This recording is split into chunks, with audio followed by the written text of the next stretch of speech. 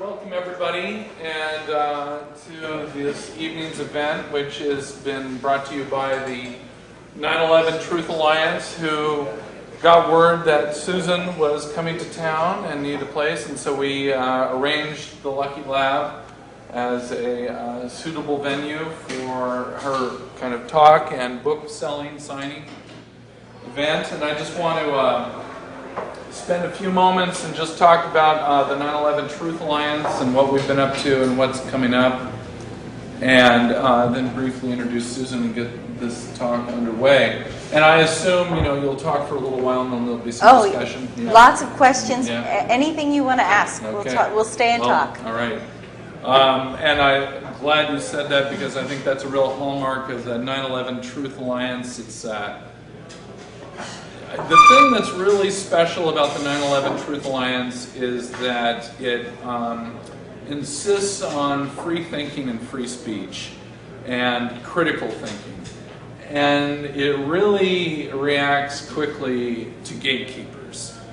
And when these phrases come up, and a lot of people don't know what they mean offhand, but once you've studied the events of 9/11 2001, it's been almost 10 years now, one realizes that there are all these cliches that you can throw up. We're in the Matrix, it's 1984, it's all sorts of highly controlled, highly spectacle is being thrown at the public in a very coordinated and nefarious manner, in a way to get the populations of the world to be docile and not think and be afraid and do what they're told and not speak out. And the 9/11 Truth Alliance is one of the few groups that refuses to stop speaking out and to stop thinking. And so by coming here tonight, you're part of this tradition of enlightenment and resistance and truth-seeking.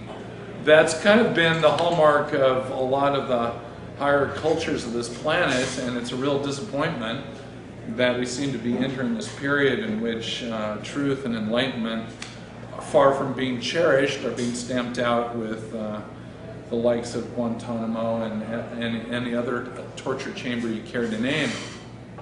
So, anyway, if you want to talk about these things, you can come to the 9/11 Truth Alliance meeting, which every Saturday morning at 11 o'clock at the True Brew Coffee House, which is on southeast Milwaukee, just south of Powell Boulevard, on the east side of the street. I don't remember the exact address. It's right there. We meet at 11 for, I don't know, as long as people want to talk, really. And then we also attempt to put together some other events and things. Coming up, of course, is the 10th anniversary of 9/11, 10 years of war and torture and ripping up the Constitution and crashing the economy, and here we are. And we're about to be treated to a media bloodbath in which they're going to rev it all up again, maybe this time for Iran. And we'll be doing our counter events. It looks like we will have Jim Fetzer, who has talked about 9/11 also for a real long time, and he'll be speaking on Friday the 9th, and I believe it's going to be at the Selwood the Selwood Community Center down in southeast Portland. This month? This September. Oh, September. And then on Saturday, in the same building, we hope to have kind of an all-day seminar for beginners and then for more advanced people on the ins and outs of 9/11. I mean, there have been all these fabulous documentaries done about 9/11, all kinds of documentaries done. I mean, there's information up to the wazoo about it, books, etc., etc. It all doesn't appear to pierce the hardcore media grip on reality, but we're going to talk about it anyway. And it's down in the Selwood Community Center, and we're here in the Lucky Lab because the 9/11 Truth Alliance has experienced the backlash of truth-telling in this town. We've had various different events, and we've been chased out of venues time and time again. Chased out of venues, one after another, and you know, this is the reality of where we are right now. I mean, liberal friends who we thought were liberal friends turned out to just be liberals, and they appear to be just as more in favor of Obama and bombing Libya and attacking Yemen and shredding the Constitution and instituting, you know, rendition here in the United States, and I guess employing Guantanamo tactics at Pelican Bay and other supermax prisons now in the United States, where there's a hunger strike, which you also wouldn't know about unless you like kept your ear extremely close to the ground. In Pelican Bay, our very own Guantanamo is actually just over the border in California from Oregon, so it's not even just a few hundred miles from here, and they're torturing people right now, right there. So anyway, it's a dark time, but I'm really happy that we're still able to practice our free speech rights and have a speaker like, For now, like Susan Lindauer, who has had her own story to tell of being in the fold of the national security state and then kind of being kicked into the hole for not going along with it. Yeah. And I'm really excited to hear her talk about it. I've heard a few of the prices she's had to pay with her family and others, so it's like whenever you really start telling the truth, you've got, I mean, you know, I hate to be so doom and gloom, but you've got to be prepared for the consequences. there are some serious consequences. And, but at the same time, keep in mind that it's not all about now. It's never always been about now. We're dealing with the future now, and we're fighting for the future. And, you know, that's where we're at. So, here we go. Thank you.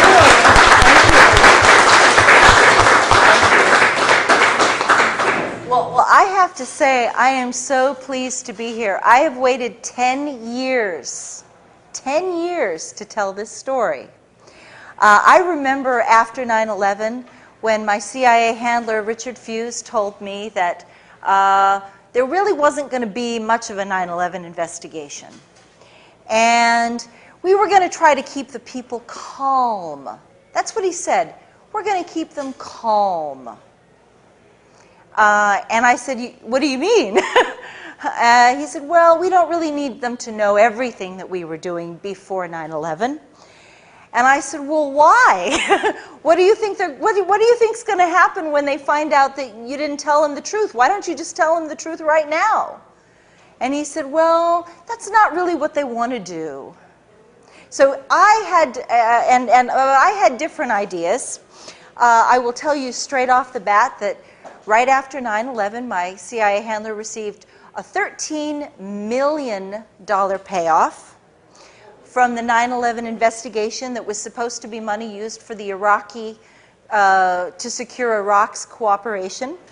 And I ended up getting indicted on the Patriot Act. I was the second non-Arab American ever indicted on the Patriot Act after Jose Padilla.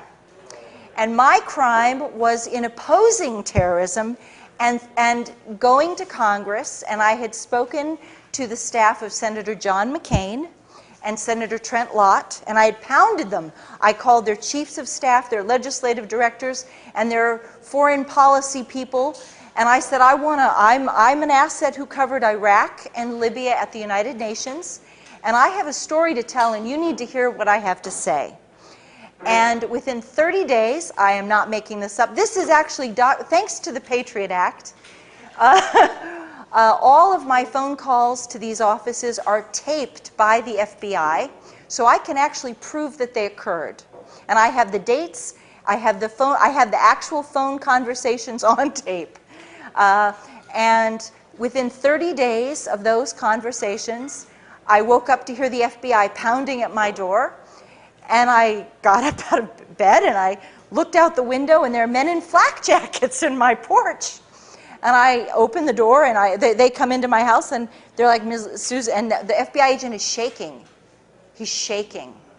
And he said, you are Susan Lindauer, you are hereby notified, you are under arrest on the Patriot Act. And I said, what? You have the right to remain silent, anything you say, et cetera, et cetera. He read me my Miranda rights, and I was just like, What are you talking about? I'm making coffee. You know, I'm not a bank robber, I'm not a drug dealer, I'm not a murderer. I haven't broken any laws that I can think of, and I have no idea what you say that I've done. He said, well, your attorney will explain it to you later on. Okay? Okay.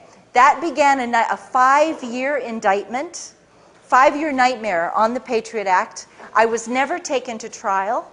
In 5 years, I was allowed 1 morning of testimony with 2 witnesses. The 2 witnesses were a former chief of staff for a congressional member of Congress, and my old friend Park Godfrey, who verified the 9/11 warnings that I'm going to talk about tonight. And I'm going to tell you, and then I'm going to let you guys ask a lot of questions, and I know you're going to have a lot of questions. I'm going to do my best to answer as honestly as I can.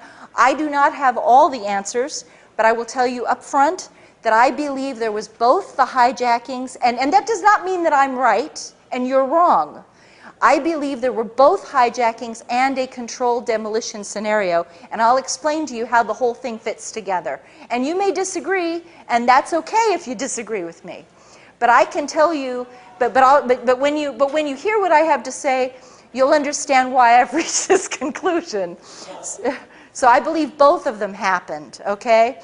And it's also very important for you to know that as the 10-year anniversary of 9/11 comes up, no offense, but you guys have no idea what actually happened. This is like the lies are so much bigger than what you know. And it's so much deeper, and it's so much more tragic once you have the truth. So on that note, let me just take you to, I'm actually going to start, I'm going to move you a little bit ahead to remember when George Bush they were counting the votes in Florida. Okay? I'm going to take you back to November of 2000. They had not yet declared that George Bush had won the election. I was having meetings with the full knowledge and permission of the CIA with Iraq's ambassador to the United Nations on resuming the weapons inspections. It is very important for you to understand that this story with 9/11 also ties in deeply to what happened with Iraq. And contrary to everything you were told, the Iraqis were not resistant to weapons inspections. They had a comprehensive agenda. The CIA had already a comprehensive agenda for resolving the entire conflict without war at all. And it involved weapons inspections, cooperation with anti-terrorism, and major financial contracts for U.S. corporations, and oil. And this would be developed over a period of time. But we already had, by November of 2000, we already had an agreement with the Iraqi government. We had a framework agreement that was, at that point, it was undefined, not so well defined, and we had to make it defined. But they had already consented to all of these things. They wanted peace with us. And so by February of 2001, the Iraqis had agreed to invite the FBI to send a task force into Baghdad with authorization to conduct terrorism investigations and to make arrests of terror suspects. This is very important for you to understand. So this is like the background of what you have to know. Okay, in April of 2001, I was summoned to this is already happening. The Comprehensive Peace Framework, those discussions are already underway. And I am, at this point, the chief asset covering the Iraqi Embassy and the Libya House, both of them, I do both of them, and Yemen and Syria and Egypt and Malaysia. But Iraq and Libya are my primary countries. And so I'm a back channel, which means that the U.S. government gives me messages to give the Iraqis, and then the Iraqis give me messages to give to Washington. So I know everything. Every single conversation is going through me. And I can tell you that in April of 2001, I was summoned to my CIA handler, Dr. Richard Fuse, and he said he had a message for me to deliver to New York at the earliest possible convenience. And the message was this: we are looking for information on a conspiracy to hijack airplanes. We expect the target to be the World Trade Center. We think they're going to fly the airplanes into the World Trade Center. And we want the Iraqis to provide any, it's called actionable intelligence. Actionable intelligence is a name, an airport hub, a flight number, something that's going to help us identify who they are, where they're meeting, what their nationalities are, anything like this. And he says, he gives me a message, and he says, we want this information, and I want you to tell the Iraqis that if they fail to give us this information, and if it is later determined that they knew the information and they did not give it to us, then the United States is prepared to go to war with Iraq. Okay, this is April of 2001.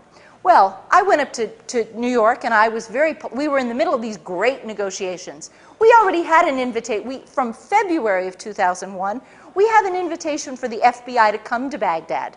So I go up to New York. I'm very pleasant. I'm very polite. There's no reason to be nasty with these people. They want peace.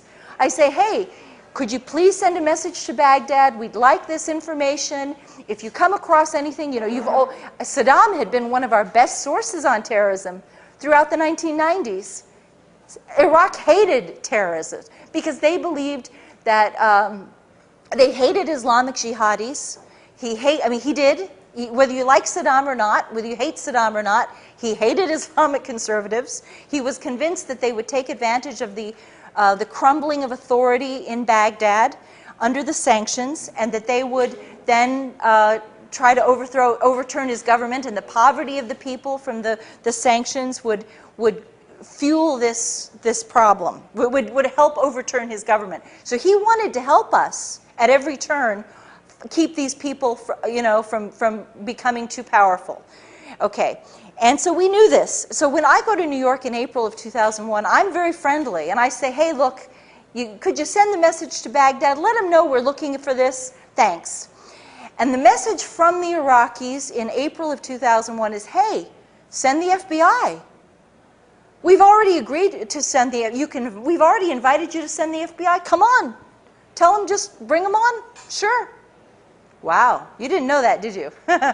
Okay, so I go back to Washington, and I get a phone call from Richard. He said, come down to my office. I want to hear what they said. I go down, I said, oh, I was real polite. Yeah, I gave them the message, sure. He said, I didn't tell you to be nice.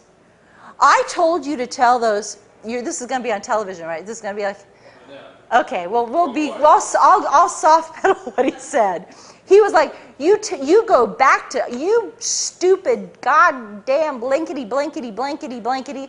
I told you to tell those SOB MFers, God, GD, blah, blah, blah, blah, blah, screaming, circling me around his conference. I'll never forget it. Circling his conference desk, ranting and raving, waving his arms around. He didn't do that very often. He does not have that kind of personality. He's a very calm man, and he feels that if you're really angry at somebody, then the more calm you are, the more dangerous you are. That's CIA. He's old school CIA. Okay, so he's screaming now. And I go back, he's like, you go back to New York and you deliver the message exactly the way that I told you to deliver the message. And I said, well, Richard, I don't want them to think I'm threatening them because, I believe in like negotiations and conflict resolution. He said, no, I don't want them to think you are threatening them. And he said, I don't want them to think I am threatening them. I want you to tell them this threat of war originates at the highest level of government, above the CIA director, and above the Secretary of State. That it would be three men: President George Bush, Vice President Dick Cheney, and Secretary of Defense Donald Rumsfeld, and no one else. Those are the three people who are threatening war. And I want to be really clear about the message that I was ordered to give them. We demand that you turn over any actionable, any fragment of intelligence outlining a conspiracy involving airplane hijackings and a strike on the World Trade Center. If you withhold this information, if we discover that you have withheld this information and the attack occurs, then we will bomb you back to the Stone Age. You will be bombed harder than you've ever been bombed before. You will be destroyed. You've never been hit the way we're going to hit you now. Okay, so I went up and I delivered that message. This is May of 2001.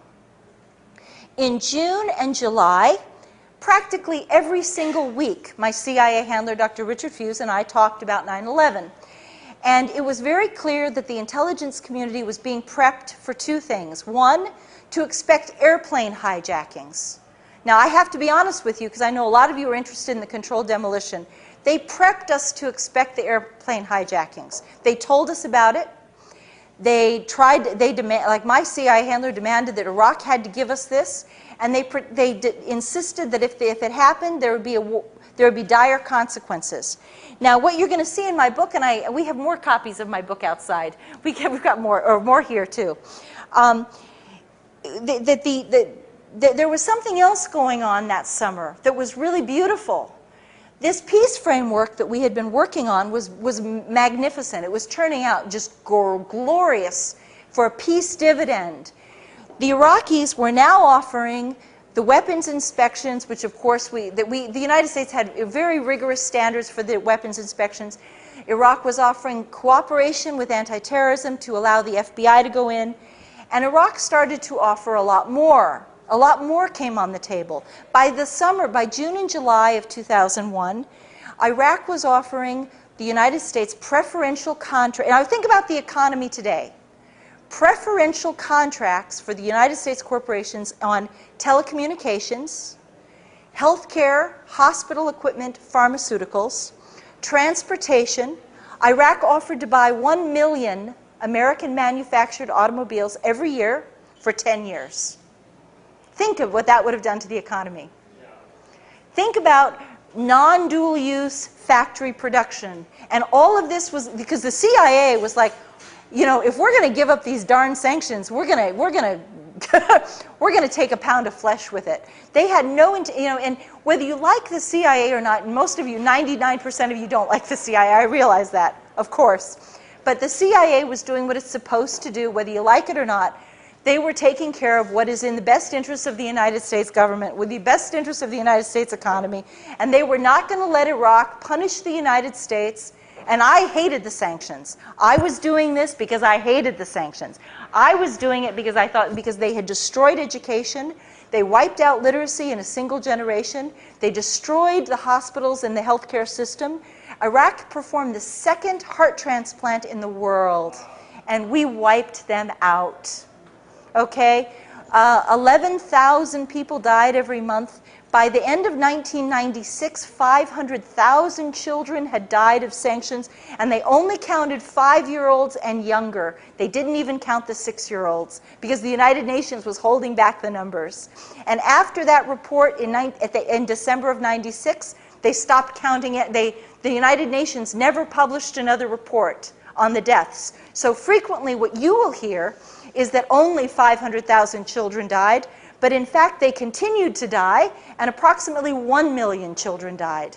They were babies. They weren't even alive when the first Gulf War happened. This was an offense against, this is genocide. This is a mass genocide. So that's my motivation. But the CIA did not have my motivation. They were out to make sure that the United States was not going to be punished for what they had done. And I was like, and believe me, by this point, we just wanted to get rid of the sanctions. The Iraqis were like, if they'll get rid of the sanctions, you bet. We'll give them anything they want. So before 9/11, you could have had every single thing you possibly could dream of. And if the CIA could have thought of more to ask for, we would have. We would have asked for, it was shameless. Okay, so you have peace that's breaking out in the Middle East. You have the 9/11 warnings. And then in August of 2001, we went into high activity mode. I can tell you the exact day, on August 2nd, and after I tell you this, I'll open it up to questions. On August 2nd was the Senate nomination hearings for Robert Mueller to head the FBI. He was going to be the FBI director. And I was on the phone with my CIA handler, Richard Fuse, and I said, there's not one single terrorism investigation this man hasn't thrown. Oops. That's okay. He threw the Oklahoma City bombing investigation. He threw Lockerbie. And I said, this man should not be the FBI director when this next attack occurs. And Richard Fuse said to me, my God, what if there is no FBI director when this happens? I said, do you think it's that soon? Do you think the attack is imminent? He said, oh yeah. He said, it's absolutely just in the next couple of weeks. He said, I don't want, and I said, well, God, Richard, I'll go back to New York right now, and I'll pump the Iraqis and see if they've got anything from Baghdad. I'll see if they have any news for us. And he said, oh my God, Susan, do not go back to New York City. It's too dangerous. We are expecting the use of a miniature thermonuclear device. And they were not afraid that I was going to be hurt by like falling debris in the World Trade Center. I wasn't going to be at the World Trade Center. They were afraid of radiation contamination, like the winds blowing the radioactive stuff. And that's what he was like, don't go up there. We're expecting mass casualties. And I said, well, Richard, I'll go up the day after. This was I can tell you the exact day. It was a Thursday. And I said, I will go up to New York on Saturday and I'll report to you on Monday. And we'll just find out if the Iraqis have anything to give us. I went up to New York. The Iraqis said, ain't got nothing. We don't know. We don't know anything about this. You keep telling us about this. The only way we know about it is because you're talking about it. But we don't have any information to give you. And if we did, we understand the consequences. We know that if we don't help you, you're going to go to war with us if you think we did. And if there was anything we could give you, we would do it. So I go back and I report that on August 6th. On August 6th, there is a memo to the president telling him that this is a high security threat, that it is an emergency level, that it's imminent. Okay. At my meeting with Richard Fuse does something very important. He tells me that because of my direct contacts with Iraq and Libya, I should be the one. I am perfectly positioned, because everyone likes to think that Iraq and Libya are involved in terrorism to begin with. I should be the one to contact U.S. Attorney General John Ashcroft's office. And I should tell them that we're looking for what's called an emergency broadcast alert across all agencies, seeking any fragment of intelligence involving airplane hijackings and a strike on the World Trade Center, identified specifically. And I make that phone call. My conversation with Richard Fuse is August 6th. Probably August 7th, August 8th, I call them. And immediately I talk to I have a private phone number. See, you guys couldn't get this number, but I have it, okay? I have the number inside the Attorney General's office. I'm not calling a switchboard. I'm calling his private staff, okay? I'm calling his government liaison office. No, that's not true. I call his private internal office. There are about 20 members of his private staff. His legislative director is there, his government relations person is there, but I call inside that office. And they give me the office for the phone number for the Office of Counterterrorism. They say, repeat exactly what you just told us and tell them. I am told that John Ashcroft said, oh, those CIA people keep talking about terrorism, and they keep talking about this darn airplane hijacking, and they're so paranoid, and why do they keep bugging us about it? That's what I'm told they said. But I did what I did. And when I did that, I apparently tripped some wires, because it denied the White House, it denied the Justice Department and the Attorney General's office of deniability, plausible deniability. And that's very important. And that is why they came after me so hard and tried to destroy me utterly, because they could not admit to you that we had absolutely anticipated this thing. We knew it was going to happen exactly as it did go down, with one exception. And here's where and then I'm going to finish this, and then I'll open the floor to questions. What I have learned since then, now all the things that I've told you are things I did directly. So I'm telling you, I'm not relating what somebody else did or a conversation that somebody else had that has been reported to me. This is direct primary knowledge from my own experience. But what I'm going to tell you now is from somebody else, okay? And so I distinguish these two things. I have been told that by somebody who saw the videos that at the World Trade Center on from approximately August 23rd, and it could have been August 22nd, it could have been August 24th. Okay, approximately August 23rd until approximately September 3rd.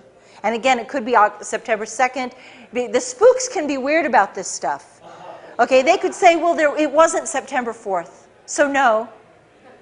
No, it could have been September 3rd, okay? It could have been September 2nd. Right within a couple of days of this, my friend says that at approximately 3 o'clock in the morning, strange vans, and there were just maybe 3 of them, he said, that not just a couple. The way he put it was a couple of vans. So we're thinking 3, possibly 4, but most likely 3. A couple of vans arrived at 3 o'clock in the morning after the janitorial trucks had left the building.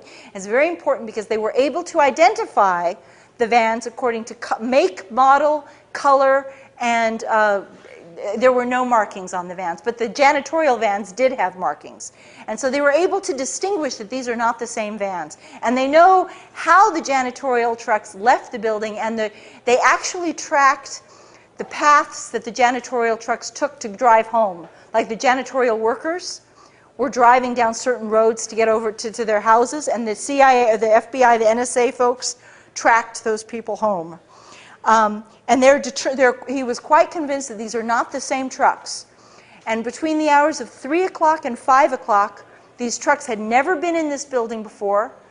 It was an anomaly. Definitely, it wasn't like it was going on for months and months and it just continued. They showed up for 10 days, 10 or 11 days approximately, then they were never seen again. And that's when they believe they wired the building. And they do believe, and my friend told me absolutely it was a thermite bomb. A thermite bomb with, it was a thermite bomb with potential sulfur in it. The sulfur makes it, the important thing about a thermite bomb is it is an extraordinary heat-reducing bomb. Okay, it takes steel and it creates molten steel. So it takes beams of steel and it turns it into molten steel, and it just everything underneath just sinks into the ground like what you saw. And it is a special U.S. military-grade weapon. Okay, it is a military-grade weapon. It's not something you could make ever in your kitchen or your garage or your living room. It is impossible for you to do this. This is a U.S. military weapon. And so I do believe that helps to explain some of the missing pieces. And I believe this is what happened. They'd known about the terrorist attack for months. There is a long-term advanced knowledge. Assets are being watched. The so-called terrorists, whether you want to think of them as whether they're real, Mohammed Atta was an asset trained by the United States government, supervised by the United States government. And I can assure you that assets, and I'm speaking directly from my own personal experience, assets are heavily controlled individuals. I was never dealing with Iraq and Libya without somebody paying extremely close attention to me at every stage, and my phones were tapped. I mean, at some point they had wired my house. When they had the handover of the 2 Libyan men, I went down to my basement the same day that they handed over the men, and my ceiling of my basement had been torn out, and there were cable wires dangling from the ceiling, about a dozen cable wires. And I had a contractor come over to my house, and he said, "Wow, somebody really put a kick-ass stereo system in your house. That's amazing." He said, you have these wires going to every single room of your house, even in your bathroom. And I was like, ew, But yeah, but he was like, he said it's everywhere. He said, you must have like a stereo system that just, rocks in this house. So anyway, but the point is that assets, there's no way that these assets could have functioned without everyone knowing every single detail of what they were doing. There's no way they could have hidden. They could not have disguised their actions from their handlers. Even if they tried to disguise it, it wouldn't work. Believe me, it wouldn't work. No, it's impossible. Impossible. And so it's more likely that they were using Mohammed Atta to guide the conspiracy, to track the conspiracy, and then they discovered that they were bozo pilots, they were clowns, they weren't any good at this flying stuff, and now they had an agenda. And the agenda was that when this attack happened, they were going to go to war with Iraq. But oh gosh, we've got a problem now. Because the problem is they're not going to be able to do the job. Uh-oh. Oh, what a bummer. We're not going to be able, see, here's the thing about all, and I'm speaking now, again, from experience. The 1993 World Trade Center attack killed 5 people. The bombing of the USS Cole killed 12 people.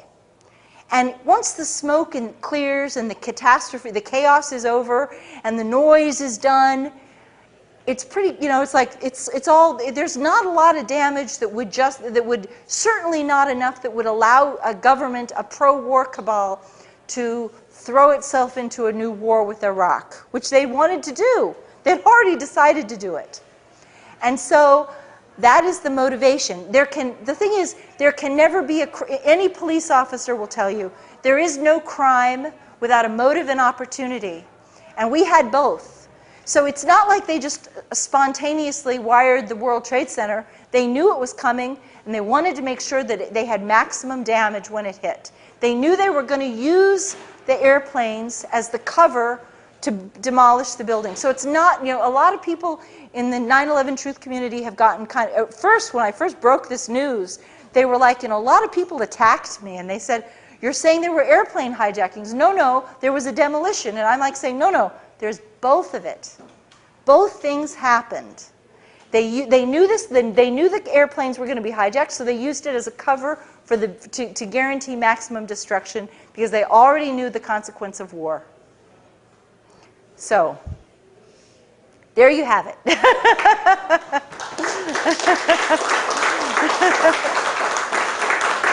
Sure.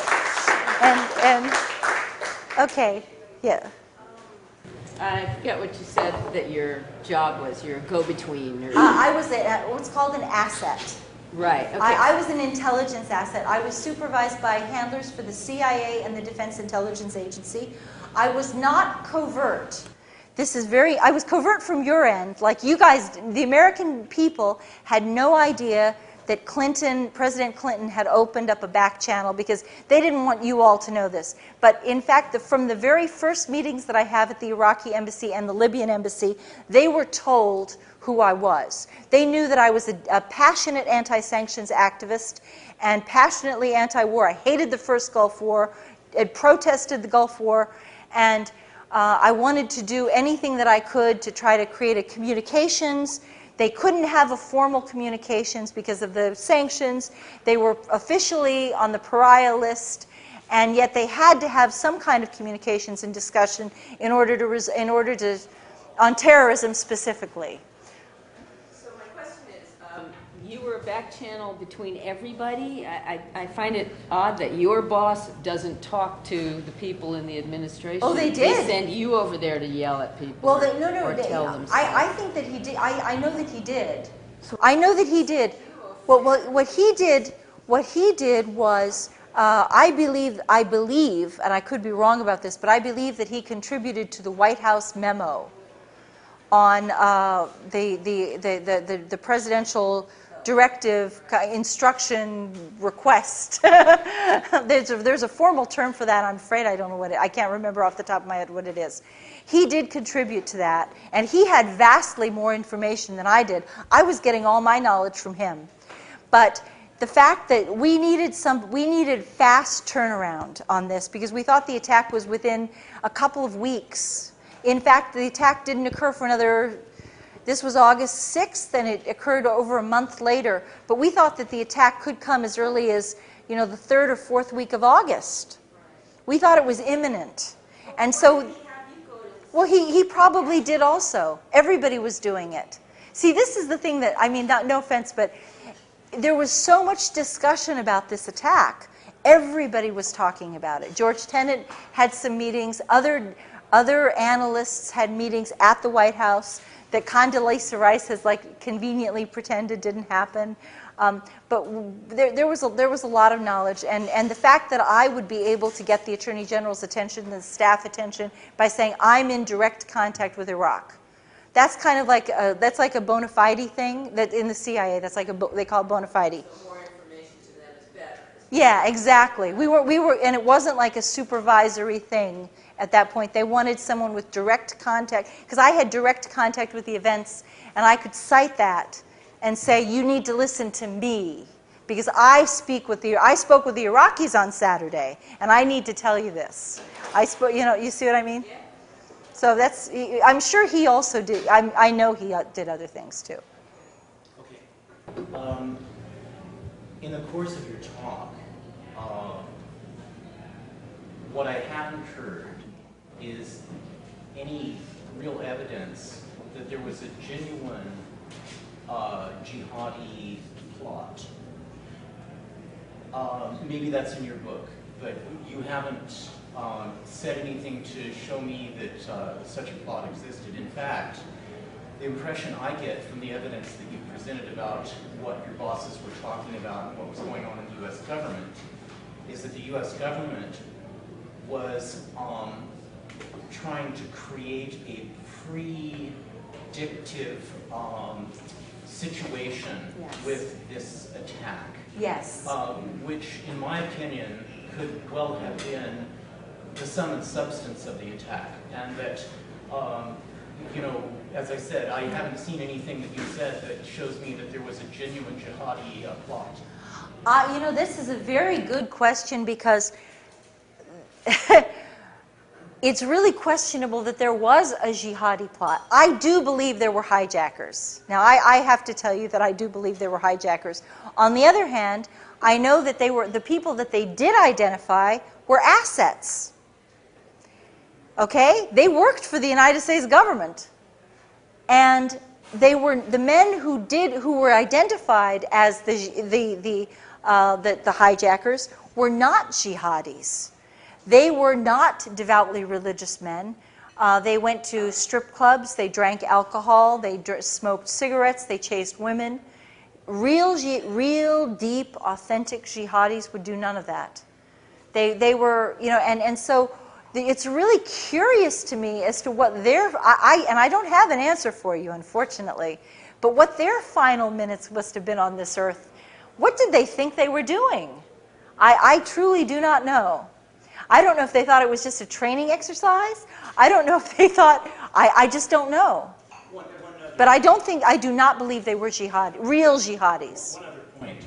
You say that there was a point in midsummer 2001 when the CIA and elements in the U.S. government may have become concerned that having planned this event and prepared for it, that the alleged jihadi pilots weren't going to be able to accomplish the goal. Yeah. Well, now, according to the official version of 9/11, they did accomplish the goal of flying the airplanes into the buildings. And so, do you think that the CIA made a mistake and underestimated the talent of these pilots? Well, here's the thing. They did fly into the building, of course, they did. And they could have been on automatic pilot. That makes sense. We know that there was a heightened GPS and heightened cell phone activity that is very unusual. Usually the GPS only works it doesn't work at certain altitudes. And at a scale of like 1 to 10, the GPS signal was working at a 10, whereas ordinarily it might work at a 4. See? And so something was helping boost, and it had to be boosted. It couldn't have just spontaneously done this on its own. Something had to be boosting the GPS signal. And it's just a matter of scientific requirement that it had to be boosted, and it was. The cell phone was the same thing. Some people have tried to say that the cell phone conversations did not happen. I do believe they did happen. I do believe that people got through to their spouses. But again, you see that it had to be there had to be some technological boost for it to be done. And I think that the hijackers got a lot of help. They got a lot of help. Yeah. Oh. My general view, and this is sort of what I'm asking, is that's what I thought actually happened, was it was both, the planes and the demolition bomb. Yeah. But without a lot of information, that's just what seemed to make sense. If you consider, problems I'm having, if you consider books like Russ Baker's Family Secrets, Yeah. Yes. Andy Jacobson's Area 51 that just Yes. came out recently. And the last one I just read was Naomi Wolf's The End of America. Yes. And Good. Yeah. well, I mean, it's just so relevant. So how can you expect us, knowing the corruption of moral character, is what I believe what it is. I think fundamentally where we're at is a spiritual crisis, in essence, the big picture. Yeah. And so I'm sort of interested in you in part of that, because I'm sure there are people that are dedicated in the CIA that are very trustworthy. Well, I'm trustworthy yeah. in the sense that their motivations are clear. But I think overall, considering all the torture and the long history that it's had, and you can't believe anything. Basically, you can't. You just don't know. There's so much spin with it. Yeah. And I'm not saying there's not dedicated individuals. I think there are. Sure. I don't think everybody's Sure. black and white. Sure. So what I'd like to get from you in part is first of all, your picture of the big overall. What's the primary motive? You said the war, but what is the big picture? Who are the big honchos at the top that are directing it? Well, I'd like to answer this on a couple of levels. First of all, the CIA has a long track record of doing false flag operations on itself. And one of the reasons that I may be more trustworthy is that I was an asset, not a CIA director. My CIA handler received $13 million tax-free. Didn't even have to pay $1 in taxes. Is that not the sweetest thing you've ever heard in your life? From the 9/11 investigation of emergency appropriations that were intended for the Iraq to secure Iraq's cooperation. And he took the money, and you've never heard him speak. And when I was under indictment, my own CIA handler refused to speak to my attorneys for 5 years. If he had spoken to my attorneys at any time at all, we could have ended my indictment entirely. But the other thing is that the reason you should trust me is because I paid for this. I was locked up in prison on a military base for a year, and I was held under indictment for 5 years. And the government was so, if you do a little research on my story, you'll find the government was so threatened by what I was going to say that they actually argued this is like a record. There's a history of this. You can confirm this. They wanted to forcibly drug me with Haldol, Ativan, and Prozac, which would have chemically lobotomized me, because they said that I was. They admitted that I was not hallucinating. I do not suffer depression. For those of you who do suffer depression, sorry, but I don't.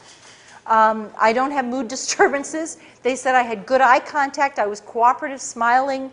They could not identify anything wrong with me except that I argued that my defense was I had worked in anti-terrorism for 9 years, and I warned about 9/11, and my team warned about 9/11, and they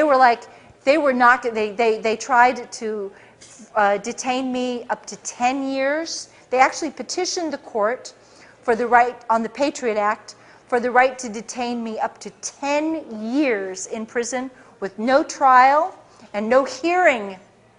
Imagine that. The government is arguing that we don't have to give this woman a hearing. We can just lock her up indefinitely. And I was the test case on this, and it was horrible. And they wanted to lock me up and forcibly drug me at the same time so that I would be so destroyed. They told the judge that they had no idea how long my cure was going to take, but they wanted it. Why weren't you drugged? The judge in my case was Michael Mukasey. Michael Mukasey later became U.S. Attorney General, and I fought so hard, and my beloved companion, sweet, wonderful Jay Fields, who died of cancer, unfortunately, never lived to see me exonerated. He fought in the blogs, and he fought on alternative radio, because the corporate media refused to cover my story. They didn't want to tell you what was going on. They said that they implied very strongly that I was a religious maniac. And I do believe in God, and I have a spiritual life, yes, I do, but I'm not a religious maniac. I guess a religious maniac would be someone like the Elizabeth Smart rapist, kidnapper, who went into court and was like spouting religious stuff and was standing up and singing hymns in court, stuff like that. They wanted me to... Yeah, it was, and when they realized that there was actually I call it my Amnesty International moment. They had already, the Justice Department had already petitioned to forcibly drug me, and I was waiting for a decision. And one morning I was locked up in prison at this point. I had been held on Carswell Air Force Base for 8 months, and then I was moved to the Metropolitan Correctional Center in New York for 4 months. And one morning, at 5:30 in the morning, the guard wakes me up, he shakes me, he said, "You're going to court today." And I'm like weeping. I'm thinking that they've got the decision and they're going to like send me back to Carswell to be drugged, and I'm hysterical. I was absolutely hysterical. And I get into the courtroom, and I'm in a holding cage that's about the size of this table. And they come in, my attorney comes in, and he says, "Oh my God, someone has started a blog on your case, and people are writing your judge.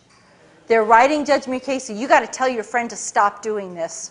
I was like, "Never, no, no way." And I was like, "We are," and literally I grabbed the bars. I was like, "We are never going to stop. We are going to fight to defend this Constitution. You are breaking the law. And we are never going to shut up until this is done." You can tell that crooked prosecutor that he can just go to hell, because we're going to keep talking until, you're never going to shut me up now. This was a mistake. This was a huge mistake that they did this to me. And we went in, and the judge was like, so. And at that point, Jay had published psych records. After my arrest, I had been ordered to have this actually saved me. I had been ordered to attend weekly psychology meetings. I had never had any psychological problems, and I had a year's worth of documentation saying that I suffered no mental illness, no depression, no psychosis, no mania, no nothing, no mood disturbances. And these are in the back of my book, so you can actually look at this stuff for yourself, and you can see the papers with your own eyes. And you can read them.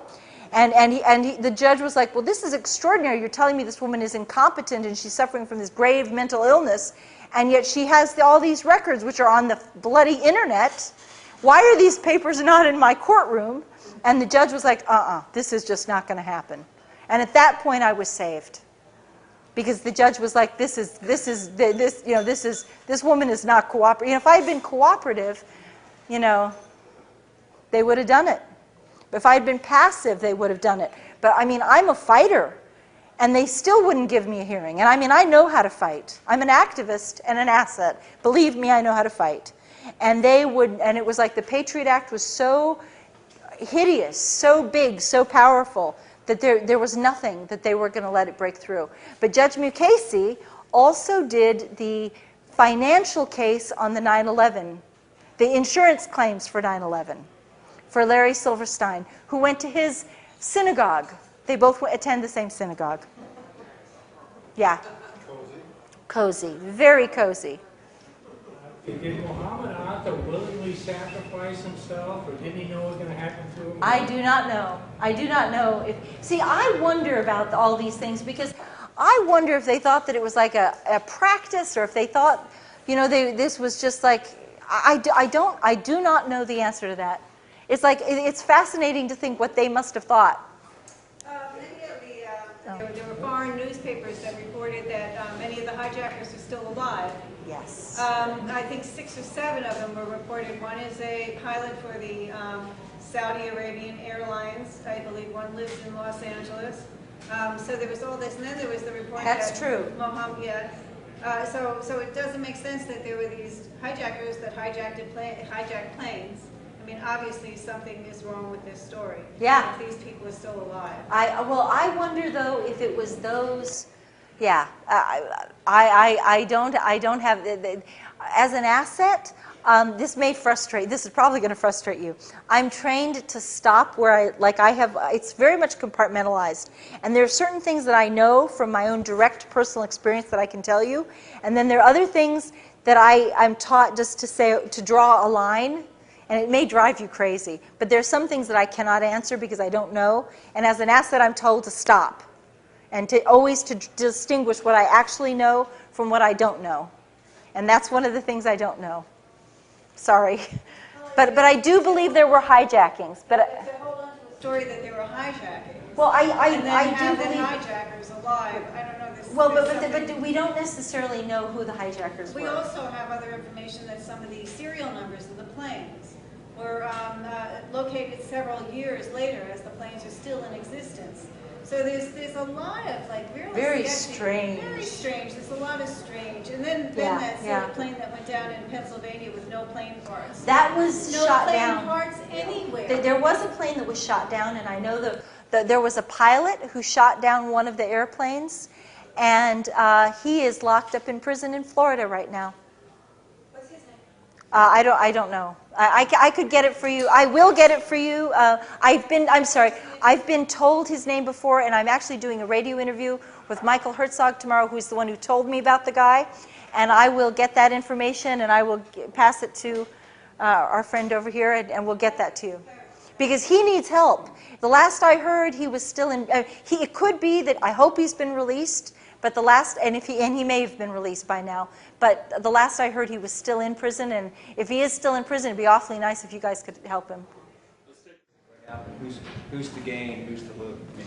Well, I believe, the tragedy was that it was so, before 9/11 ever happened, they already knew about this peace framework, and they already knew that they could have, the United States would receive no punishments at all no punishments. They would not face any problems because of the years of support for the sanctions. The Iraqis wanted the sanctions off so badly that they were going to give the United States everything that they could have wanted. So this is even going on before 9/11 happens, and they were going to give them, 1 million American-made automobiles every year, telecommunications, that would be satellites, phone, TV, the CIA could have been, snooping through all the Middle East phone conversations. It was crazy what they lost.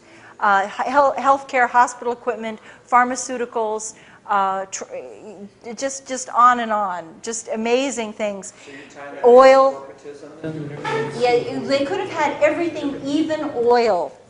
And the only group that wasn't going to benefit was the military-industrial complex, because this would have been peace. This would have been a very prosperous peace. Believe me, the CIA was driving a hard bargain. Anything that we could think to add, and I have to say, again, I'm anti-sanctions, so I know that a lot of people would say, well, that's not fair to do to the Iraqis, and I agree with you. I agree with you. But it was what the CIA wanted, and they were going to have every single thing that they could think to get.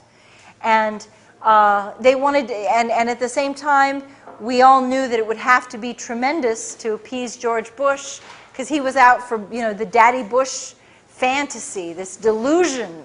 It was a delusion. But the one group that was not going to benefit was the military-industrial complex. And they were going to be the big losers in this whole thing. They were not going to be able to have their wars. They were not going to be able to sell their military weapons systems. The $400 billion, we wouldn't need all for this equipment or that equipment. They wouldn't need any of it. And so they were the losers, and they were just too powerful. You know? Okay, this isn't actually a question, but a brief comment. Okay. We were talking about the Pennsylvania Flight 93 crash, alleged crash. Yeah. And I just want to say that anyone can claim to have, any pilot could claim to have shot down the airliner. That's easy to claim something like that, but did it happen? And I just want to point out that not only was there no plane debris at the alleged crash site, but neither was there a debris field anywhere else. And we know from incidents like Lockerbie that when a plane blows over land, it leaves a debris field. But there was no debris field to be shown. Well, it's also the Pentagon. It's also the Pentagon. I do not believe that the Pentagon was hit by an airplane. I mean, they're saying all that debris suddenly was magically just removed. You know, there was no airplane there either. So it's, you know, there's still a lot of questions about 9/11 that I cannot answer for you, and I'm sorry. I wish you know, these are good questions you're asking. And it's not like I'm trying to blow you off. There's just some things I don't know. But hopefully I'm going to give you enough new information that you'll be able to, like, put some more pieces of it together.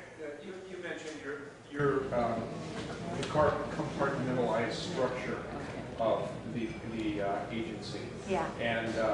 And I think that's pretty well understood how one person can be sitting here working on a project, the next person's there, and they can't, you know, they're not allowed to really look at what the other one's doing. Yes. In light of that, I think you're probably aware that it's been documented there were somewhere in the neighborhood of 25 military drills running on 9/11. Yes. That is absolutely unprecedented. Not only that, September 10th to 12th. there was one drill that was specifically on a hijacking that was exactly the scenario that we're told transpired, and it's you've probably studied Webster Griffin Tarpley's analysis of this 9/11 synthetic terror made in USA. How he breaks this down very convincingly, I believe, that the operation was conduited through the drills. And certain people were doing certain things and probably likely didn't even know that they were involved in an operation this big. Yes. And couldn't share information because of this compartmentalization. And I'm just wondering if you've had an opportunity to talk after all of your ordeal with anybody else who was able to confirm any of this. Well, I will tell you that the 9/11 conspiracy is based on something called Project Bojinka. And are you all familiar with Project Bojinka? Okay, Bojinka was designed by Ramzi Youssef, who was the mastermind of the 1993 World Trade Center attack. And he conceived that in his grand scheme, 11 airplanes would be hijacked and would strike different targets all over the United States. The World Trade Center would be one, and then they would hit the White House, they'd hit the Justice Department, they'd also hit like Chicago, they'd hit Los Angeles, and throughout the whole country there'd be strikes. And the military discovered this when they found, or the CIA discovered this when they arrested Ramzi Youssef in the Philippines in 1995, and they found the blueprint for this 9/11, what became the 9/11 attack, on his computer. Okay, and he called it Project Bojinka. And at that point, the military began to run simulated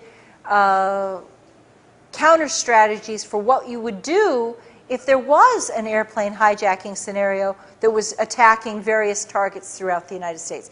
And one of the targets was the Pentagon. And then the Pentagon said it was too outrageous that nobody would actually attack the Pentagon this way. So maybe they should drop the Pentagon scenario. So they did. But even though they had rehearsed Project Bojinka, on 9/11, on September 10th through September 12th, NORAD was on high alert doing military exercises because allegedly the former Soviet Union, the Russians, were doing their military exercises, so we timed our military exercises allegedly to theirs.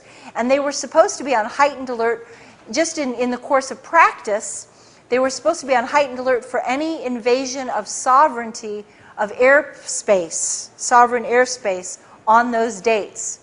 And yet, even though the military was on high alert, they took no action when the airplanes were hijacked, and they didn't scramble. They didn't do any. They broke all of their own protocols. Well, weren't they mostly sent up in directions away from the There you eastern go. seaboard? Yeah. Yes. And they sent one jet. They turned one jet around and sent it after one fighter to go track They were down. already on drills and exercises that had already taken them out and basically left the eastern seaboard Yes. independent. And Yes. this is supposed to be the smartest military in the world, right? Yeah. There you go. Any consequences for anybody for not taking the action that they? And yeah, exactly. Well, it was embarrassment. Well, I don't mean like, putting someone into prison or something like this. Well, other than me and the guy who was allegedly flying the plane that was involved in the shooting down 93, who they don't want you to know about, who was held in prison for a couple of years at least, and I don't know if he's out or not. I mean, they gave him a real hard time. So, yeah. Susan, could you remind me again what the sanctions were for in Iraq? And two questions. And then I just wanted to get clear about what you were arrested for. Good. The sanctions were on to punish Iraq for allegedly having weapons of mass destruction, and they said that they would keep the sanctions on Iraq until all weapons of mass destruction were confirmed to have been destroyed. Now, it appears that they were actually destroyed by the end of 96 or 97, but the United States had an ulterior agenda, which was they were not going to let go of the sanctions until Saddam was out of power. But what had happened was, by the year 2000, while Bill Clinton was still in office, the international loathing for sanctions had become intense. 2 million people had died from sanctions. Between 1.7 million and 2.2 million had died. And the international community was violating the sanctions. The German pilots were and Jordanian pilots were and actually it was coming from all over Europe.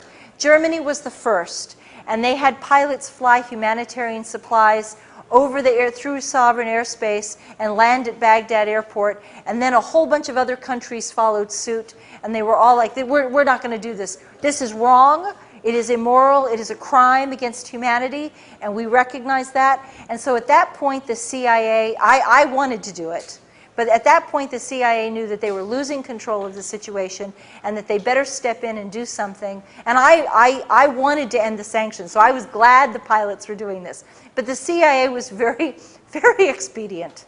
It was politically expedient. They were losing control of the situation. They wanted to take back their power. You were arrested for? I was accused of several things. One, I was accused of acting as an unregistered Iraqi agent because I had delivered a letter to my cousin, who was the chief of staff to George Bush, telling him that the war in Iraq would be catastrophic, and begging him and outlining several of the consequences, like democracy would throw power to Islamic fundamentalists, and there would be a rise of terrorist attacks, and the Iraqi people hated the sanctions, and they would hate America for having done all this, and if they could get their hands on America, it would just be a very ugly, brutal occupation, and they'd fight us.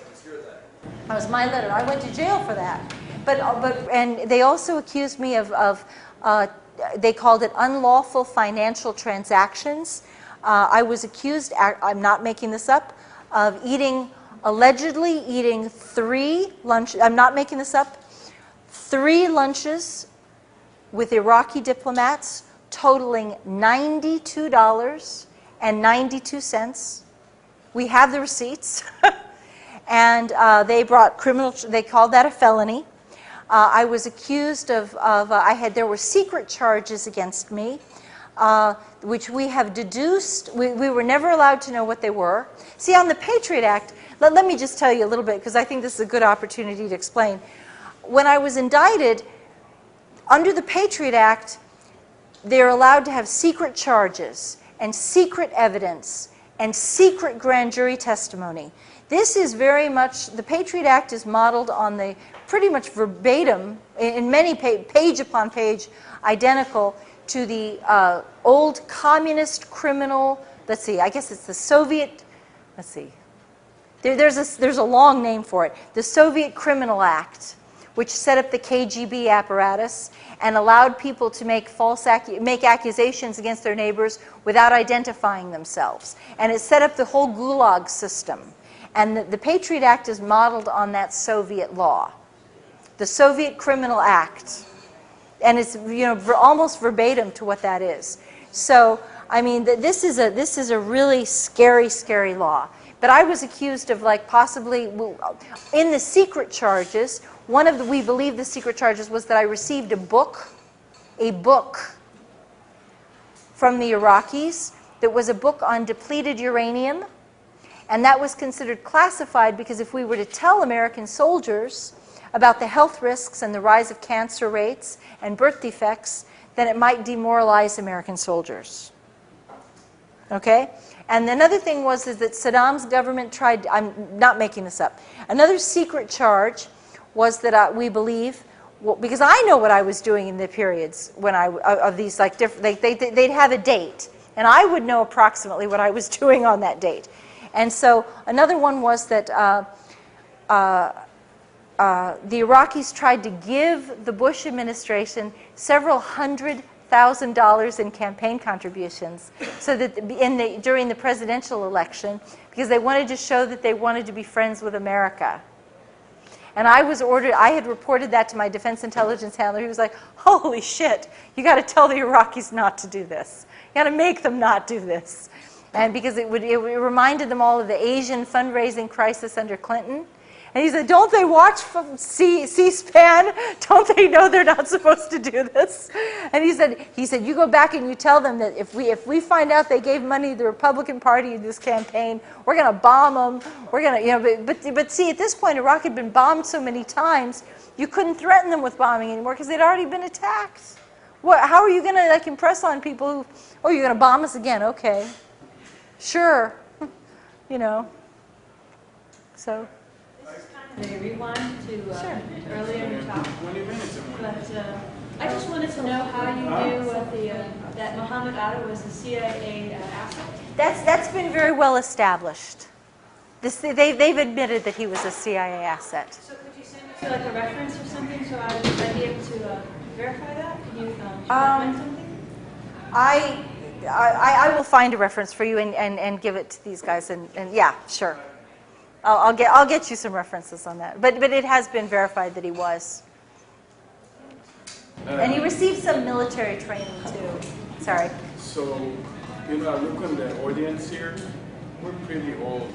Do you go to I'm sorry. No, that's okay. I'm sorry. Do you go to universities or high schools, or because, you know, young people can steer things up, you know, and do some major changes, you know? Do you do that, or they say, no, you cannot? Well, actually, I've really just started doing this because my book came out just 6 months ago. And so I've done a lot of radio, and I've done a lot of blogging, and which is more youth, I guess, more younger. I don't know if that's not fair. That's not really fair to say that it's younger people. But I do a lot of radio and a lot of people, a lot of new media stuff. I would love to do that. I would love to do that. If I can get, this is really my first kind of book tour. So, but I would love to go to college campuses. I'm just kind of figuring out how to do it. Because part of the problem is the corporate media will not cover my story at all. Even when I was locked up in prison, One of my favorite stories, I know you guys all love Amy Goodman, but Amy Goodman told Amy Goodman, oh, okay. Yeah, well, you gotta hear what she did to me. When I was locked up, my boyfriend called her and talked to her producers and said, please, Susan is the cousin of the chief of staff to the president. She covered the Iraqi Embassy. She warned about 9/11. She's locked up on a military base on the Patriot Act, and they're refusing to give her a hearing. And she was the chief asset covering Iraqi pre-war intelligence. The government is saying that she's incompetent, and they're saying that that assets were incompetent, and yet she's accused, and he gave her the letter, the Andy card letter, and said, she wrote this letter, and she turned out it was right on all fronts, and couldn't you please interview her? Couldn't you do a story? Please help us. And you know what she did? She said, well, maybe her attorney thinks this is a good strategy. We wouldn't want to upset things for settling the case. She's been told to stay away from the story. Yeah, but she did. She took it, she did it herself, and she's to blame for it. And I will tell you, I will never forgive Amy Goodman for that. And my boyfriend was like in tears. He was weeping. I mean, he was a retired Navy guy. And you guys, Navy guys don't, I mean, men, he's like, some men don't cry. He cried. He broke down in tears. And men, it's hard for sometimes. For some men, not all men, some men cry. I know that, but he did. He was really upset, and he was just like, she won't do this. And he was just like heartbroken. And he was heartbroken for me. And he was just like, and I was locked up in prison at the time, and I'm on the prison phone. What the fuck do you mean Amy Goodman won't do this? How could she not think this is the right story? What did you say to her to make her not do this story? And he was like, I don't know. I told her. I said, did you say this and this and this? And he said, yeah. So. Yeah, I heard you on the Jeff Brent's program last week. Oh, this week. on Libya. On Libya. So that's very similar, isn't it, to what's happening in Iraq? There is no reason for the United States to be invading Libya at all. There is no justification for this. It's ironic because we're fighting Al-Qaeda in Afghanistan and Iraq, and Libya is actually, the Libyan rebels are radical Islamists who are trying to institute Sharia. And whether you like Sharia or whether you like the Islam, whether you like Gaddafi or not, see, this is where it gets you, you're an asset. Whether you like Gaddafi, you may hate him, you may think he's bad, but the facts are that the rebels are Islamic radicals. They do want to institute Sharia, and at least be honest and say it. Because that's what you're going to get. And don't pretend you're somewhere else. Don't pretend these are people who are doing something different than what you say. That is what their goal is. And they don't want democracy. Gaddafi has been in power for 41 years, and I know it's time for change, but he has also had a tremendous track record on women's rights. They do not have to wear the abaya. They are free not to get married if they don't want to. Women are free to get divorces if they want. And when we talk about Sharia, what I mean is that the Libyan rebels want the women to wear the burqa. An abaya is the burqa where they cover their hair and stuff. They don't have to do that now. They're going to have to do it in the future. They do not want the women to have the right to reject marriage proposals.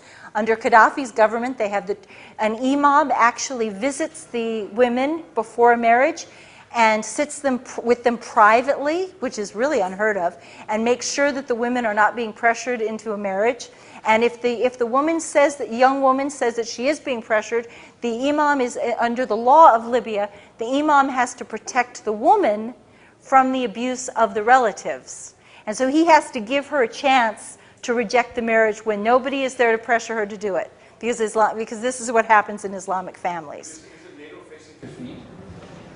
Right now, there is a counter coup going on in Libya, in Benghazi, and there's all kinds of dramatic stuff that's happening. So Gaddafi's calling in strikes on each other. Yeah, that's right. Yeah, that's true. So, but it's still, so Hasn't Gaddafi been a pretty good ally to the West in recent years? Absolutely. So why is NATO supporting the rebels if they're in favor of Sharia? I don't understand why NATO is supporting. It is very interesting. Gaddafi has Libyan oil costs $1 per barrel to produce, and the United States had preferential contracts already. The United States and France and Britain all had, they could take as much oil as they wanted. And most of the oil does not come to the United States. It does, however, go to Italy and France and Britain. So it's a major source of European oil. And yet, what Gaddafi was doing was, Gaddafi also has gold. And I think it's very interesting that we have this major financial crisis, and now we're attacking a country that has both oil and a huge private reserve of gold on its own land, and like 500 I would have to double check this fact, but it's like 500 tons of gold in its bank vaults. 143. 143, I stand corrected. 143 tons of gold, correct? Something like that. Something like that. And we're trying to take their gold and their oil. And it's so dirty, it's a dirty fight, and it's just... Why would these radical fundamentalists want to let us have the oil and the gold once they win? Well, you should be in Washington. That's the kind of thing that makes sense. But that's what the Americans are choosing to believe, that they're going to have this sweetheart deal. And I am agreeing with you. I think that as soon as they get in, they're going to say, too bad. It's like, and privately, I get emails from some of these, because they know me, that they know that I'm out there. I'm against the rebels. And they do send me, I do get emails that are very nasty emails. And they said, do you really think we'll sell out and give you our gold for free? Do you really think we're going to do that? And I'm like, well, I think that Hillary Clinton thinks you're going to do it. And I think that David Cameron in Britain thinks you're going to do it. And also, I do have documentation that Israel has promised. I actually have an Israeli military document, okay, in Hebrew that I've had translated. And it says that the Israelis are, okay, this is just what it says, that this is a primary document, and it says that Israel will provide financial support to the rebels in exchange for a military base in Libya, in the Green Mountains. And that they call it, the military base will be called 1 by 1. And the Green Mountains is close to where the gold is, which I find very interesting. So. I just have a brief point about. Okay. There's one woman who's had her hand up all night. Okay. Sorry. I'm sorry. Please. And I'm a woman. Okay, that's good. Susan, I'm very interested in your constitution, how you're dealing with all of this. I've been really impressed with all the interviews I've heard, and how you seem to be like a really grounded, confident, yet buoyant person. And I don't know, just hearing what you have, like a sense of humor and this sense of irony. I like to think I have that, but how do people go through what you've gone through? Like all, are people we know being called into grand jury, being put into what's that detention called with the communication center detention. That is a very scary condition. And Bradley Manning, like when it gets that bad, like how can we be sure that people can still stand up and talk like you are today? Well, I'll tell you, when I was locked up in Carswell, I cried every day. And not when I first went in. I was there when I first went in, I was told it was going to be 4 months and then I'd be released. And the first 4 months, I was okay. Because I was like, I'm going to get out of this, and I'm going to tell, and boy, am I going to have a story to tell, and they're not going to shut me up. But when they refused to release me, and I realized that I was not going home, and at that point, they dropped the bomb on me that they were trying to hold me indefinitely. And only when I thought I was going to be held indefinitely. And then that continued for another 8 months. I became absolutely terrified out of my mind. And I began to have very serious post-traumatic stress. Well, you were saying you had gone through depression before, and I was just wondering how... I went through deep anxiety, and I was just, it was like my blood pressure was, the stress level was like, it was like a war. A constant war. I was so frightened. I actually colored my hair okay, my hair actually went white. And it did. It went white. So you had contact with people you needed to have contact with? No, and I'll tell you something. I was locked in prison, and they would not let at that point I had a public attorney who made no effort to get me out. And my uncle, who, God bless his heart, lived in Illinois, was driving 700 miles. He was an attorney, though. He had 40 years of experience in corporate law. So he was not a criminal attorney, but he was an outstanding attorney. He read the law. He read up on my type of law. He studied what I needed to do and to move out of the situation. And he made 3 efforts to see me. But because I was locked up in what they call now they're calling a communications center. Yeah, scary people. Yeah, and all the political prisoners, all the women political prisoners are being held in Carswell. So if any of you guys are ever arrested on the Patriot Act, you'll be seeing the inside of Carswell too. But they don't have to let the attorneys onto the base. And so even though he was both family and an attorney, and he was coming on visiting hours, he was showing up when when other family members were allowed on the base. Like if you were in prison and you would be able to have your family members show up. He wasn't asking for any special privileges. We filled all the forms. It was all reported correctly. He would show up at the base and they would say, "You're going to see that Iraqi agent. You are not coming into our base. No, there is no prison here." And then they said there was no visiting hours on the weekends. And other people were going right around him and said, "You can go in, you can go in, you are not going in." And he drove 700 miles in each direction. And believe it or not, there's an affidavit from him in the back of my book. And so it's all, what I'm telling you is confirmed. It's like, it sounds extraordinary, but it is confirmed. But how did I keep my spirits up? I was terrorized. I was absolutely frightened out of my wits. And it was such I'm just jubilant that it's over. That it's just, I did have a wonderful, loving companion who died. He died 2 days after the court granted my request for a hearing. For 4 years we lived together, and he fought for me to have that hearing. And then as soon as he had cancer at the end, and as soon as he found out that we had the hearing, he died. 2 days, he didn't even live 48 hours after that. And so then I had to have the hearing without him.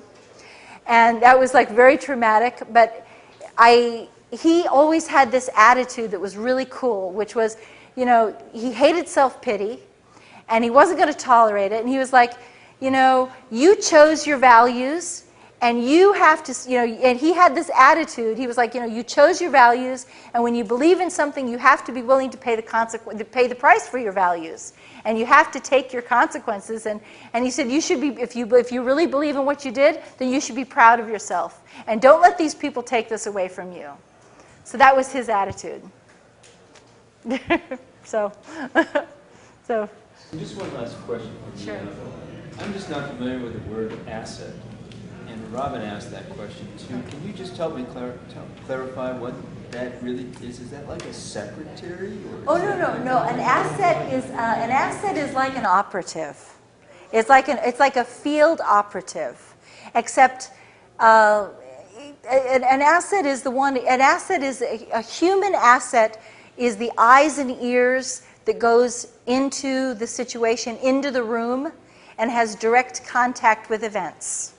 So assets are that's why assets are trained to be very, we are trained to be very observant of the full situation and to be very descriptive of what we're doing. And we're trained not to change what we've seen for any reason. And that was a real threat to the Bush administration, because it's just like you don't ever change your story. Because the detail that you think is small, that you think you might compromise, could turn out to be very important because you are compartmentalized.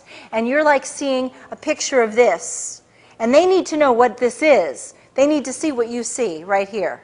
Even if you don't know what's over there or what's over there, they have to know that this here that you're reporting is as accurate and precise as possible. That's a spot. Yeah. Except that basically, with the exception in this situation that the Libyans and the Iraqis both knew who I was from the first day that we went in. And the reason that the Libyans knew immediately, once I told the Libyans, it was over. I mean, you can't ever take it back. And that was that my CIA handler, Dr. Richard Fuse, was involved in the Lockerbie case, and he wanted to be a witness testifying in the Lockerbie case.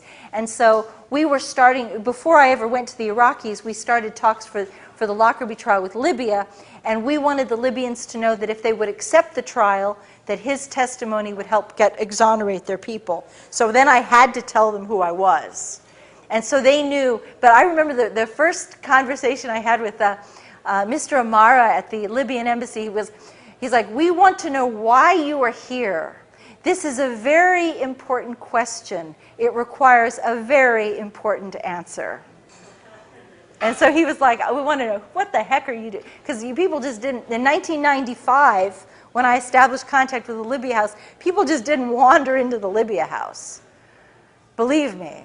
You know, and if I had not been an asset, the FBI would have arrested me the minute I came out of there. You know, so they were told not to touch me.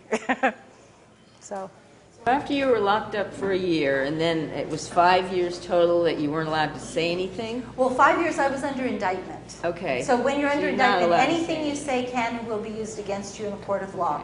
However, what they had done was very clever, because when I was released from prison, the corporate media told everybody I was crazy. I had been declared, quote, incompetent to stand trial. And so I must be, there must be something really wrong with me, so most people wouldn't listen to what I had to say anyway. So what happened for the next 4 years? And then did anybody say anything when you were starting to come out with this? And have you ever heard from anybody at your Mr. whatever his name is at the CIA again? Well, very good questions. I was actually under indictment for 18 months before I got sent to prison, and then I was held for a year. So when I'm released from prison, that's actually the halfway mark of my case. Then I found another attorney, and it took him about another 18 months. It took try to understand what I'm saying to you. 2.5 years I'm under indictment, and I'm released from prison. For another 18 months, the court refuses to grant me a hearing after I've been released from prison. Because I get another attorney, he says, I can take her case, I can work with this woman. As far as I'm concerned, she is competent to help me assist in this defense. She is capable of assisting in her own defense if I'm taking it. He went into court, he stood in front of the judge, he assured the judge that he could work with me, this was not going to be a problem. Because the reason anyone's declared incompetent is if they're not capable of helping their attorney in the case. What kind of court was it? U.S. Federal Court, Southern District of New York. The first judge was Judge Michael Mukasey. He then retired, and a new judge took over, Loretta Preska. Her husband worked for Daddy Bush. There's a surprise. So after that, what happened until now? Oh, and then so we did have the hearing in June of 2008, right before the presidential election in November. And we had begun doing radio, people like Michael Herzog at Oracle Broadcasting, Republic Broadcasting. The internet radio was giving me a lot of attention. And they were and they were helping to defend me. And when we had my witness testified in court about the 9/11 warnings, then it exploded out more. But again, the most people, but on the internet, people who pay attention to the internet do know this story. And then they began to talk about it a lot more. But then my case continued another year. And my CIA handler, I'm told, has said that he's very sorry for he thinks it's really a shame what they did to me. He feels sorry for me. He does not feel sorry for what he did, but he says that I'm very sorry that they screwed Susan. But he didn't give me any money for my legal defense. Did you hear anything from Anybody about the book? Oh, when I do radio interviews, there are funny things that happen, like my phone will cut out, and it'll just go dead. Like I make sure that I have my batteries charged and all this stuff, and the phone will just drop out, and just the battery will just disappear. Or if they can't kill the phone call, sometimes there'll be like a loud beeping noise, beep, beep, beep, and all the way like through an hour interview without stop. It'll just continue all the way through. Directly came up and threatened your publisher? Or... Oh, well, I have had to self-publish it. Okay. Because the corporate press was like, they're like, no one wants to hear about 9/11.